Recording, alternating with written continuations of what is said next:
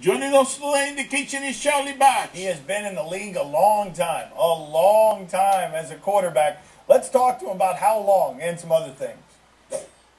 Not to beat you up too much about your age because you're younger than I am. It's impressive that you're still in the league at this age. But give me something that happens in the locker room either on a daily basis or just at any time where you're reminded by the youngsters of your age. Well, this past week or last week, Coach Tomlin made an announcement in a team meeting, and he says, "Hey, happy birthday to Charlie." And he said, "Charlie, you care to tell everybody what your age is?" And I said, "I'm 38." And you can hear some of the rookies in the back, and they're like, "Wow, 38." So we ended up leaving that team meeting, and I get down to the locker room, and one of the young guys, and he says, "You're 38 for real?" And I said, "Yeah." He said, "My dad's not even 38. My dad's only 36. I'm like, "Wow, well, thanks for reminding me how old I really am." I'm not sure. I might have my facts wrong, but are you older than Tomlin? Are you the same age as Tomlin? No, actually, I'm 3 years younger than Coach Tomlin, so he always kind of reminds me as well because he continued. Just last week as well, he reminded me that I just celebrated my 20th year high school reunion, and I said, "Well, thanks, Coach." I said, "I know you're not too far behind it either." And we just both busted out laughing. Charlie, one of the coolest moments of the football season, I thought, was you breaking down in the arms of Ben Roethlisberger. You guys clearly care for each other a great deal. You were coming off an 8-turnover performance as a team. What was being said there? What were you feeling there? Actually, at that point, just all the excitement. You leave it all out on the field. And everybody kind of was going through different situations. You had some people that didn't want to watch the field goal. I was watching the field goal. And really at that moment of celebration, we're there. We embrace, and, he's telling me, he's excited for me. He's proud of me. And I'm just telling him thank you, for the help, because I know it was tough for him to be out and not be part of that game because I know how much it means to him. It was special. Were you crying? I did have some tears. It was tears of joy, So, I'm not going to shy away from the fact because I think one or two cameras did catch me, kind of wiping out my eyes. But that's just something that's just part of the game. And it's not the first time that I cried after a football game. Coming up through the pipeline, Charlie, when was the moment that you faced the greatest adversity? It could have been before you even made it to football. What's the greatest adversity you overcame?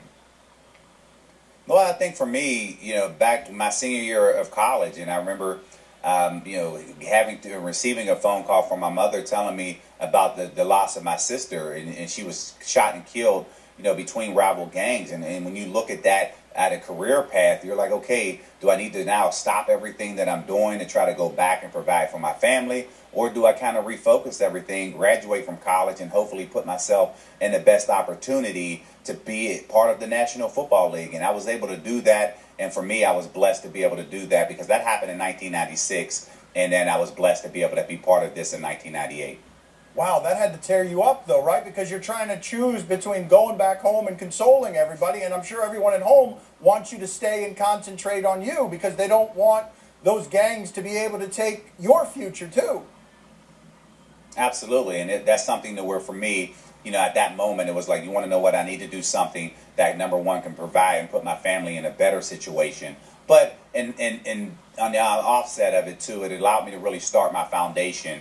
Because then I was like, you want to know what? I would never want another family to feel the way that we did. And that allowed me to really, be drafted by the Detroit Lions in the 1998 draft. But at the same time, starting and creating my foundation, which is called Best of the Batch Foundation in the year 2000. I got to imagine, Charlie, when you get a phone call telling you that your sister's been killed, you want revenge, don't you? You're filled with fury at that point on top of the sadness. You are, because now as you start to prepare for the funeral arrangements, you have your boys that are telling you, hey, we know who did this, let's go get them.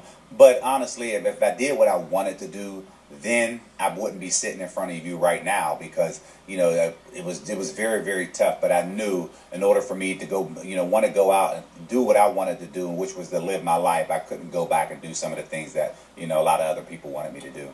Wow, Charlie, so you knew who did it. You feel like you know. Have you forgiven those people? What do you do with that information and those feelings? Well, yes. You do know who did it. The problem is whenever you're going through a trial, now you need witnesses, and those witnesses won't come forth. So with the codes of the streets, they don't talk. So as we've gone through this whole process with our family, you know who did it. The problem is you can't let the courts go about doing the right thing because nobody's there to talk about it. So we just continue to live our life and try to go through it to the point of making sure that no other family has been able to do that. So when I started my foundation in 2000, what we do, we continuously help uplift community kids through sports and education. So we try to go out there and also be that resource for people to come to, because if there is another family who did go through something like that, now they can be able to come through and talk to us because we have experienced that. Have you ever felt fear before an NFL football game? I've never felt fear. I mean, you get nervous and you have those butterflies that are going on, and some of those butterflies that I remember when I was a rookie, you still have them now. And I think that still continues to light the fire underneath you, and that'll let you know really why you ultimately play this game. Charlie, my father has a hard-hitting question for you. Go ahead, Poppy. What is the last movie that made you cry? Oh, man. Last movie. Actually, I think when I was watching, I think it was, is it the Moneyball?